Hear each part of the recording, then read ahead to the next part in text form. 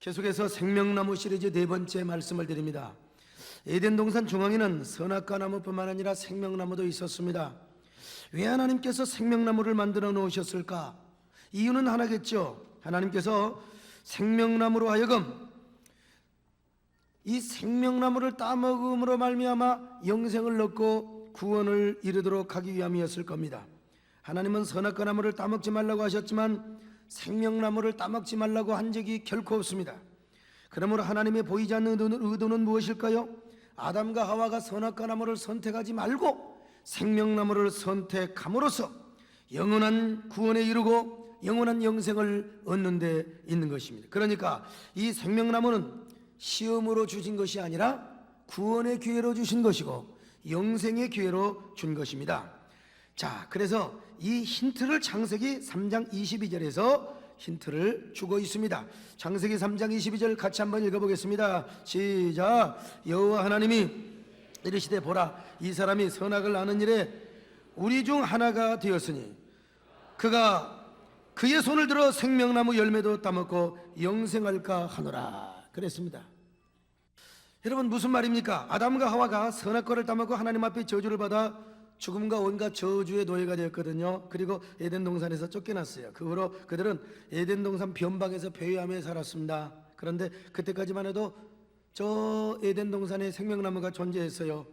그래서 하나님은 천사들로 하여금 화염검을 들고 에덴 동산을 지켜라. 왜냐하면 아담과 하와가 선악과 따먹은 놈들이 와서 다시 생명나무를 따먹고 영생할까 싶어서 하나님 염려해서 하나님 걱정해서 지키도록 했던 것입니다.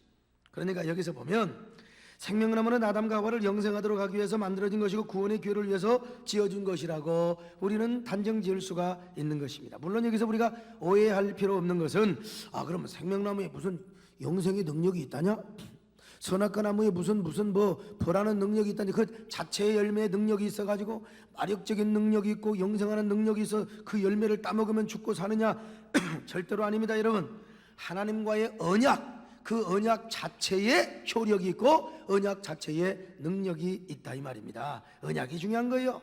그래서 유명한 교부신학자인 어거스틴이 생명나무를 예수 그리스도의 모형으로 해석한 겁니다.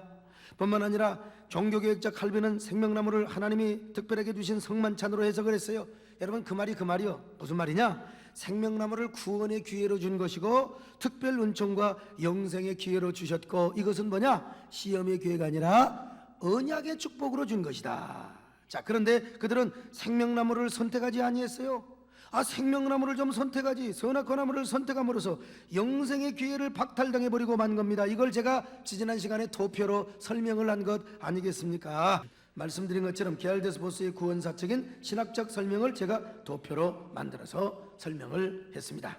자, 하나님이 천지를 창조하신 후 아담과 하와가 언약을 맺었어. 그 언약은 선악과 나무 쪽에서 볼 때는 시험이고 생명나무 쪽에서 볼 때는 구원의 기회요 영생의 기회였습니다. 그러므로 만약에 아담과 하와가 선악과 나무를 선택하지 생명나무를 선택했다면 영원히 구원받고, 저 보세요, 얼마나 하나님 앞에 감사해서 정말 하나님 앞에 노래했겠어요. 하나님의 은혜로 내가 생명나무를 선택해서 그런 은혜 가운데 하나님 나라를 그냥 하나님의 나라를 하나님의 나라를 건설하고 확장하게 되었을 거예요. 그러나 불행하게도 불구하고 그는 생명나무를 선택하지 아니하고 선악과 나무를 선택함으로써 죄를 범하고 타락하게 되었어요. 그리고 이 땅에 영원한 죽음과 저주를 도입하고 말았습니다. 여러분, 그럼에도 불구하고 하나님이 약속하셨어요. 제2의 생명나무 되시는 예수 그리스도를 보내주겠다고. 자, 제2의 생명나무 되시는 예수 그리스도를 보내주겠다고. 그래서 아담과 그의 후손들은 이 하나님의 약속을 바라보며 하나님께 소망을 갖게 되고 감사하게 되고, 이것이 구약의 믿음입니다. 여러분, 이것이 구약의 믿음이었어요. 마침내 갈라디아 4장 4절의 말씀처럼 예수 그리스도가 때가 참에 오셨습니다. 오셨을 뿐만 아니라 십자가에 죽으시고 그를 믿는 자마다 영생을 얻게 하여 주신 줄로 믿습니다. 그분이 바로 저와 여러분이 믿는 예수 그리스도입니다. 생명나무를 구원사적이고 또 기독론적으로 이렇게 설명하면 이렇게 얘기해요. 그러니까 여러분, 구원사적이고 기독론적으로 생명나무를 바라보면 생명나무는 에덴 동산에서 그리스도의 모형입니다. 지금 에덴 동산에서 단회적인 사건으로 끝나서, 그러니까 우리와 아무 상관이 없어요. 제2의 생명나무 되시는 예수 그리스도가 이 땅에 오셔서 우리를 구원해 주셨으니까 우리는 예수 믿고 구원받아서 여러분, 저 모형 생명나무는 아무 상관이 없어요. 여러분, 우리는 이미 구원이 완성된 비단에서 살아가는 신약의 상되어 하나님의 자녀가 되었어요. 그러니까 생명나무와 직접적인 관련이 없어요. 에덴 동산이 지금 있는 것도 아니고 우리 앞에 생명나무가 있는 것도 아니고 그걸 따먹는 것도 아니고, 여러분, 우리와 아무리 상관이 없다 이 말입니다. 기독론적으로 볼 때 그렇다 이 말이에요. 그러나 우리가 생명나무를 구원사적으로 보지 않고 구원적인 차원에서 우리가 공부할 필요가 있어요. 에덴의 배경으로 거슬러 올라가서 혹은 구약의 조명을 받아서 구약의 언어와 용어를 빌려가지고 생명나무를 통해서 우리가 뭘 공부하느냐? 신앙의 본질을 공부하는 거예요. 또 어떻게 우리가 신앙생활을 해야 될 것인가? 신앙생활의 본질과 또 신앙생활의 어떤 뭡니까? 근본의 세판짜기를 우리 안에 내면의 세판짜기를 할 수가 있다 이 말이에요. 오늘날 왜 그냥 막 한국교회가 싸우고, 왜 그렇게 교회가 쓸데없는 소모전을 하고, 왜 그렇게 성도가 막 이 집사 김집사 서로 그냥 시기하고 질투하고, 이게 생명나무를 몰라서 그래. 선악과를 따먹어서 그런 거예요. 자, 오늘 그래서 우리가 신앙의 근본의 세판짜기를 생명나무를 통하여 여러분 근본적으로 이룰 수 있기를 축원합니다. 그러면 첫 번째로 살펴볼 게 뭐냐? 생명나무의 문자적인 의미예요. 생명나무는 히브리 말로 에츠 하하임 이란 말입니다. 영어 성경으로 트리 오브 라이프란 말입니다. 직역하면은 생명의 나무란 말이죠. 생명의 나무. 그러므로 아담과 하와가 이 생명나무를 선택하고 생명의 열매를 따먹었다면은 선과 악에 대해서 전혀 몰라요.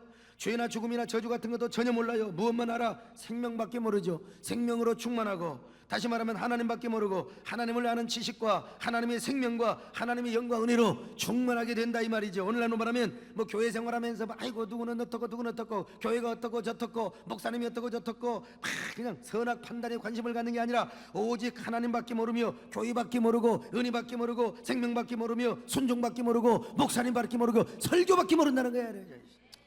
아멘밖에 몰라요. 예? 내 안에 그것으로만 가득 채우고 추구하고 관심을 갖는 신앙생활을 말해요. 그런데 아담과 하와는 바로 이런 생명나무를 선택하지 않냐고 선악과 나무를 선택했단 말입니다. 너무나 선악과 나무가 보암직도 하고 먹음직도 있기 때문이었어요. 지혜롭게 할 만큼 탐스럽게. 그래서 유대인의 전설에 의하면 선악과 나무 열매는 뭐냐? 사과나무가 얼마나 보암직도 하고 능금이 막 쫙 안동, 대구, 경산 이런 데 가봐요. 사과나무가 얼마나, 이야, 얼마나 이건, 아이고 진짜, 얼마나 익었는지. 나는요 그쪽에 목회자 세미나 가가지고 사과나무가 얼마나 맛있게 익었는지, 근데 주인이 있어야지 좀 나는 돈 좀 주고 10만 원짜리 수표 주고 나 좀 따오고 싶어서. 나 따는 재미가 너무 좋아가지고. 근데 누가 있어야지. 그래서 돈을 거기다 걸어놓고 따올까. 근데 또 들키면 저 새끼 목사 아니야 또 그럴까. 이게 돈 주고도 할 수 없는 거예요 여러분요. 천지창조나 에덴 동산에 대한 이야기가 영어로 나올 때 뱀이 선악과 나무 열매를 칭칭하고 나타날 때 열매의 모습이 뭘로 나타나? 붉은 저 사과나무로 다 보이지 않습니까? 붉게 익은 사과나무가 보암직도 하고 먹음직도 하고 탐스럽게 보여. 이건 어디까지나 유대인의 전설에 불과합니다만, 그러므로 여러분 너무나 사과만 좋아하는 사람들이여 선악과 나무를 조심하시기를 바랍니다. 어디까지나 전설입니다만은. 그러면 유대인의 전설의 생명나무는 어떤 나무 열매라고 생각했을까요? 석류나무 열매라고 생각했어요. 왜 그랬을까요? 제가 어린 시절에 우리 집에 석류나무가 있었는데 석류가 익으면요 아가리가 보세요 쫙 찢어지잖아요. 여러분 용서하세요. 아가리라고 그러세요. 수준 높은 사람이. 원래 주둥아리라고 해야 되는데 저 석류 주둥아리가 쫙 알알이 박혀있는 석류, 게다가 탁 터질 것 같은 석류, 그런 모습을 보고 유대인은 석류나무가 생명나무였을 것이라고 생각을 했어요. 요즘 석류는 다른 나라에서 수입을 해오지만 우리나라 토종 석류, 이야, 석류가 가을에 막 쫙 벌어지면요 달콤하고 새콤하고 생각만 해도 막 군침이 심침이 죽여주는 맛 아닙니까? 그런데 그 석류를 한 알만 먹는 게 아니라 열알 백알 넣어봐요. 나도 모르게 눈이 감겨지면 눈물이 막 보세요. 눈이 막 감겨지는 거예요. 눈이 감겨지는 거예요. 그러니까 유대인들은 석류나무를 생명나무로 추측할 수 있다고 생각해요. 나도 동감이 갑니다. 그럴 만하니까 그렇게 상상하지 않았겠어. 저는 그런 의미에서 내가 이런 유대인의 전통과 상식을 알거든요. 내가 시인으로 등단을 해서 첫 시집을 냈을 때 어젯밤 꿈을 꾸었습니다. 참 이 시집 제목이 얼마나 좋아. 어젯밤 꿈을 꾸었습니다. 어떤 사람도 어젯밤 오줌을 쌌습니다. 그러면 안 됩니다. 어젯밤 꿈을 꾸었습니다 라고 하는 책에서 석류 열매란 제목으로 이렇게 시를 썼습니다. 석류 열매 빨갛게 익어 쫙 벌어져 있는 널 그저 생각만 해도 입에선 신침이 솟아오른다. 알알이 박혀있는 너희 모습을 그냥 보기만 해도 풍성한 생명의 신비함을 느낀다.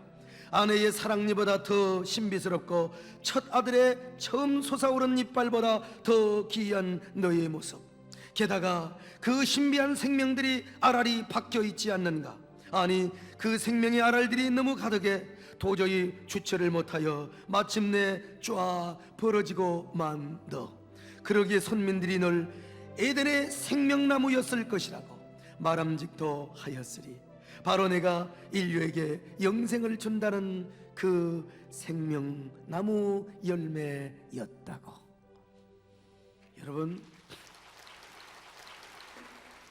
그런데 아담과 하와가 이렇게 선악과 나무를 선택하지 않고 생명나무를 선택하더라면 눈이 밝아지지 않고 선악에 대해서 분간할 수 있는 능력이 없다 하더라도 생명으로 충만하고 영생한 사람이 되었을 거요. 선악에 대해서 지혜가 없고 똑똑한 사람이 아니고 눈이 밝아진 사람이 아니었어도 영생한 사람이 되었을, 이런 상태에서 하나님의 나라를 이루었을 거 아닙니까? 그런데 바보같이 멍청하게 왜 여러분 선악과 나무를 선택함으로써 죽음과 저주와 재앙의 노예가 되었을 뿐만 아니라 그 저주를 자신의 후손들에게 영영이 물려주고 말았단 말입니까?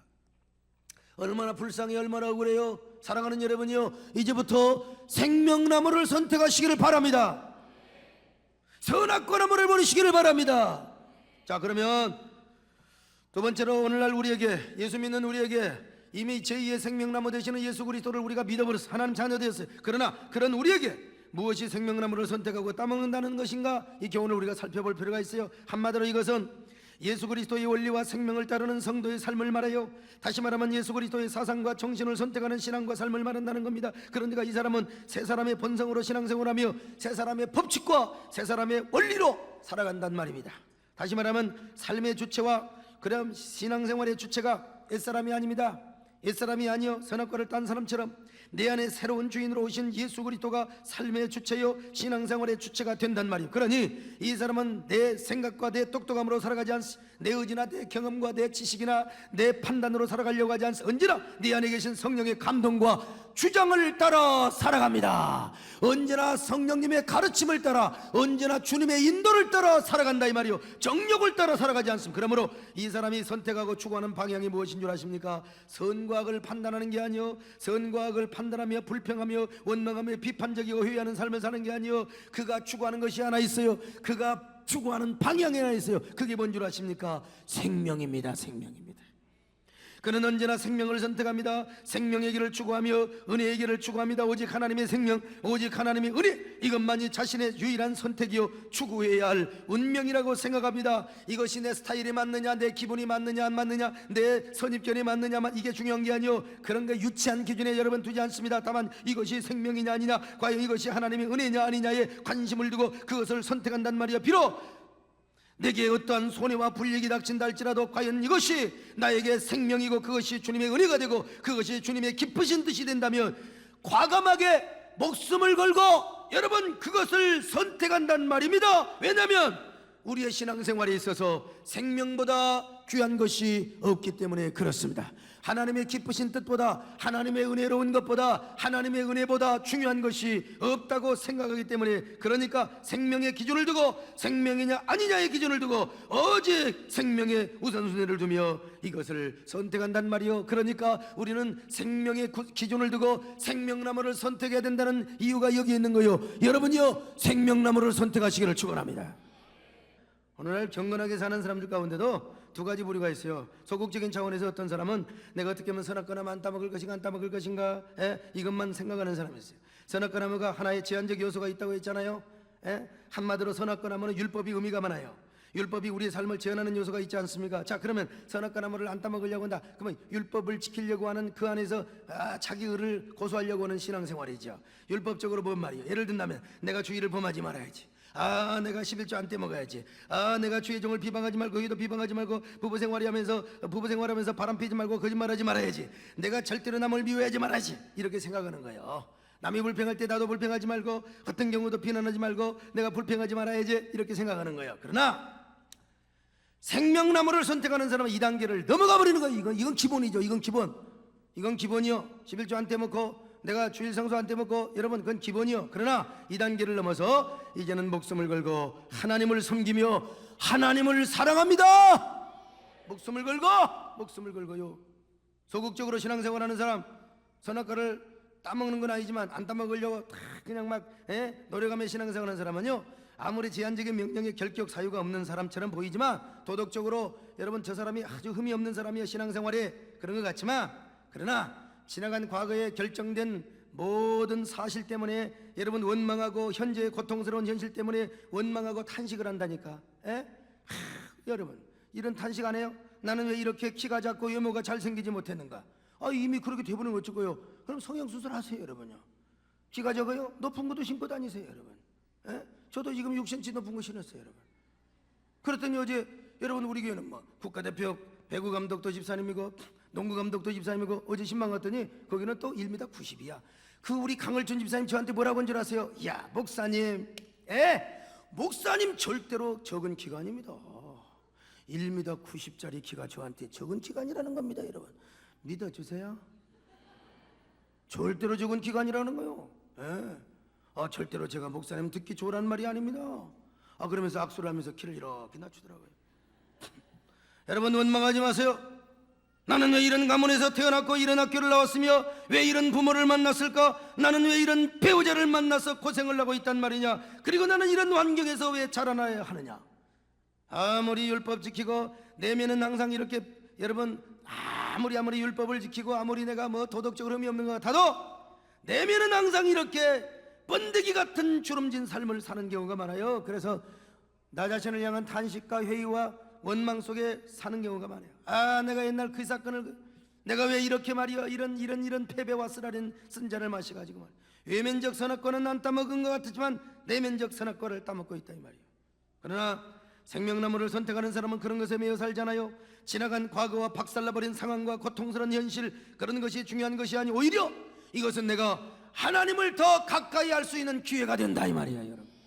이거는 내가 하나님을 더 잘 섬길 수 있는 기회가 된다 이 말입니다 여러분. 할렐루야. 그러므로 이런 사람은 이미 결정된 운명, 박살나고 깨져버린 현실을 그대로 받아들이고 내가 주님을 사랑하고 섬기는데 목숨을 걸게 되는 거예요. 지나간 과거의 운명도 어쩔 수 없어요. 하나님도 어쩔 수 없는 거예요. 하나님도 거짓말하는 하나님이 아니니까요. 여러분 과거에 결정되어 버린 운명은 운명이요, 그것을 내일의 찬란한 약속과 기회로 바꿔주시는 하나님이지 뭐 하나님께서 과거에 있는 걸 없다고 거짓말하시는 우리 하나님이지 아니잖아요. 그러므로 과거에 결정된 운명을 탓하지 않고 내가 주님을 더 사랑하고 섬기는데 생명을 겁니다. 내가 더 잘할 수 있는데 생명을 겁니다. 여러분 왜 그렇습니까? 바로 그것이 생명나무를 선택하는 것이기 때문에 그래요.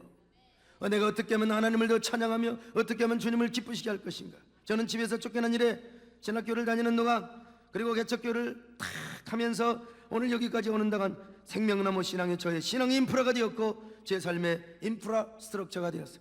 나는 왜 고향이 남원이고 왜 향교가 그리고 우리 아버지는 왜 그렇게 고리타분한 한학을 했고 나도 한동안 그런 생각을 해봤어요. 내가 서울에서 태어났어. 나는 이런 목사가 안 됐어요. 나는 틀림없이 미국에 유학 가서 내가 얼마나 소극극 적극적마 속곡지 적극지 하면서 맨날 학문적인 설교하면서 맨날 말이야 윤리적이고 철학적인 설교했을 거예요. 그러나 나는 내 고향이 나를 이렇게 만들었고 나의 부모님이 나를 이렇게 만들었어. 그래서 저의 신앙생활의 인프라는 뭐냐? 생명나무요. 제 삶의 인프라 스트럭처가 뭐냐? 생명나무가 되게 만들어 주신 겁니다. 저희 신앙의 좌우명과 우선순위는 아무리 어렵고 아무리 힘들어도 하나님께만은 원망하지 않고 불평하지 않는다는 것입니다. 무슨 일이 있어도 하나님께 선악 판단하지 않고 하나님께 찬양하며 감사를 하는 거예요. 나 자신을 향하여 물론 절망을 할 때도 있었고 탄식할 때도 있었어요. 오늘 그런 얘기 하려다가 시간 때문에 다음 말씀, 나는 불난 이후에 얼마나 내가 일주일 동안 우울증에 빠진 줄 아십니까? 그러나 나는 그래도 나 자신을 향하여 절망하겠다는 나 자신을 향하여 절망할지언정 하나님께만큼은 불평하지 않으리라. 하나님께만큼은 내가 원망하지 않으리라. 왜냐하면 하나님은 모순이 없고 실수가 없고 선하신 하나님이시고 나에게 단 한 번도 섭섭하게 하신 적이 없는 하나님이 때기 때문에 그런 것입니다. 그래서 저는 신학교 다닐 때 밥을 하도 많이 굶어서 일어날 힘도 없을 때가 많아. 그러나 3층 최풀에 올라갈 때마다 핸드레를 붙잡고 올라갈 때마다 내려올 때마다 새벽일 때마다 외쳤던 말씀이 있어요. 그 말씀이 뭡니까? 시편 18편 1절이요 나의 힘이 되신 여호와여 내가 주님을 사랑합니다. 이 말씀을 외치며 올라가고 내려왔어요. 나는 지금도 이 찬양을 가장 좋아해요. 나는 힘들 때 부를 때마다 이 찬양이 어떤 찬양이냐? 바로 나의 힘이 되신 여호와여, 내가 주님을 사랑합니다. 저는 오늘 이 순간에 이르기까지 저도 여러분 얼마나 어려운 일들이 많았겠습니까? 어떻게 고통스러운 현실과 절망적인 사건들이 없었겠습니까? 저는 그러나 그때마다 선악과를 선택하지 아니하고 생명나무를 선택했습니다. 그럴수록 하나님을 더 의지하고 사랑하려고 했습니다. 그럴수록 하나님을 더 기쁘시게 하고 하나님을 감동시키려고 하였습니다. 환경이 내 몸을 찌르고 이웃이 내 몸을 찌르고 옆에 있는 사람이 내 가슴을 찌르고 고통스럽게 할 때, 그래도 나의 힘이 되신 여호와여, 내가 주님을 사랑합니다. 나는 언제나 이럴 때마다 선악과를 버리고 생명나무를 붙잡고 주님을 찬양하는 것이 내 인생의 운명이요 내 인생의 거룩한 팔자라고 나는 고백을 했습니다. 제 목회를 한마디로 표현한다면 생명나무 목회입니다. 제 신앙 상담을 한마디로 요약하면 생명나무 상담입니다. 그러니까 제가 성도들에게 처방해주는 한 가지 신앙 열쇠가 바로 무엇인 줄 아십니까? 생명나무입니다. 생명나무. 집사님, 그래도 하나님을 붙잡으세요. 장로님, 그래도 하나님을 더 사랑하고 의지하는 겁니다. 장로님, 그래도 우리는 불평하지 않고 하나님을 찬양하며 기도하며 어떻게 하면 하나님을 감동시킬 것인가? 성도님, 거기에 목숨을 거는 겁니다. 여러분, 이대로 순종하는 사람은요 다 기적의 주인공이 되는 겁니다.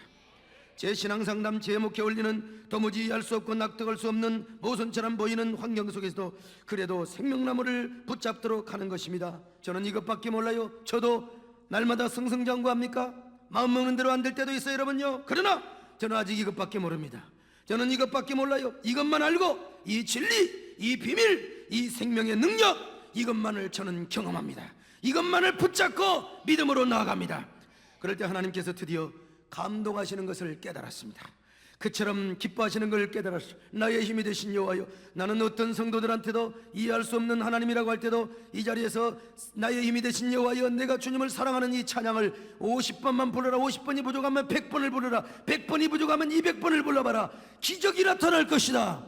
기적이 안 나타나면 네 마음법부터 변하게 될 것이다. 나는 이것밖에 몰라요. 나는 이 하나님을 섬겨왔습니다. 그럴 때 하나님이여 너무나 기뻐하셔서 마치 춤을 추시며 영광을 받으시는 듯한 감동을 느꼈습니다. 여러분, 제가 시간이 없어서, 요즘은 시간의 부족 때문에 내가 그렇게 하지 못하는 것이 원수 같은 시간 때문에 억울한 일입니다만은요, 그러나 하나님이 그렇게 기뻐하시는 걸 보면서 차를 타고 가거나 등산을 하거나 운동할 때도 나는 이 노래가 몸에 배었습니다. 그러니 하나님께서 그런 자를 어떻게 대우하시고 어떻게 애우하시는 줄 아십니까? 생명의 멜류관을 씌워주시는 겁니다. 낙심하고 절망할 수밖에 없는 현실로 어디서 있습니까? 여러분, 그럴 때 우리 인간은 다 약합니다. 사람 별거 없어요. 인간 별거 없습니다. 실패하면 눈물 나고 좌절되고, 안 그런 건 척해도 나도 이 조그마한 불 나고 나서 내가 얼마나 나 자신에 대해서 절명한 줄 아십니까? 소화기 하나 건들지 못하고 이런, 아이고 내가 나를 향해서 얼마나 욕한 줄 아세요? 내 시간상 오늘 그런 얘기는 못합니다만은, 낙심하고 절망할 수밖에 없는 우리의 인생 인정합니다. 그러나 여러분, 고민하지 마십시오. 불평하고 절망하지 마셔요. 그리고 여러분, 절망하고 불평할 수밖에 없으며 고민할 수밖에 없는 그 상황을 현실 그대로 받아들이세요. 그냥 받아들이세요. 인정하세요. 그리고 이제 내가 더 잘할 수 있는 것, 이 상황에서 어떻게 하면 하나님을 감동시키며 기쁘게 할 수 있는 것이 무엇인가? 여러분, 거기에 목숨을 걸어보시기를 바랍니다. 그것이 무엇인 줄 아십니까? 우리가 할 수 있는 것 다른 거 없어요. 하나님 찬양하고, 우리가 하나님께 기도하고, 하나님 의지하고 가까이 나가며 주님께 헌신하고, 하나님을 사랑하며 우리 주님께 충성하며 헌신하는 겁니다. 여러분, 그거 다른 거 없어요. 여기 한번 목숨 걸어보세요. 여기 한번 생명 걸어보세요. 여러분, 나의 힘이 되신 여호와여, 내가 주님을 사랑합니다 라고 목숨을 걸며 10번, 100번, 200번 여러분 한번 찬송해보세요. 그러면 하나님이 어떻게 보시는가? 그것이 여러분의 자존심이요 거룩한 옥입니다. 이것이 오늘날 우리 성도가 생명나무를 선택하는 것입니다. 그럴 때 위대하신 하나님의 위로와 보상과 축복으로 바꾸어 주시는 겁니다. 어떻게 바꾸어 주시고, 어떻게 역사하시고, 어떻게 또 계속해서 생명나무를 선택할 것인가? 저는 다음 시간에 계속할 겁니다. 여러분, 이런 여러분들이 되시기를 주님의 이름으로 축원합니다. 할렐루야!